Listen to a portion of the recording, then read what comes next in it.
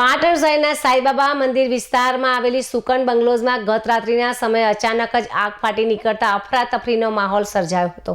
આ દુર્ઘટનામાં પાર્ક કરેલી ઇલેક્ટ્રિક બાઇક, જેલીઓ સહિત મકાન અને સોલર સિસ્ટમને મોટું આર્થિક નુકસાન થવા પામ્યું છે।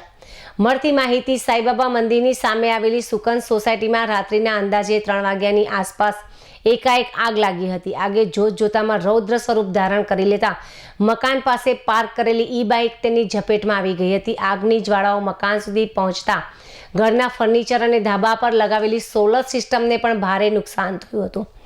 મધરાત્રે લાગેલી આગને પગલે આજુબાજુના રહીશો જાગી ગયા હતા। ફાયર બ્રિગેડની રાહ જોયા વગર સ્થાનિક રહીશોએ તાત્કાલિક જ એકઠા થઈને પાણીનો મારો ચલાવીને ભારે જહેમત બાદ આગ પર કાબૂ મેળવ્યો હતો।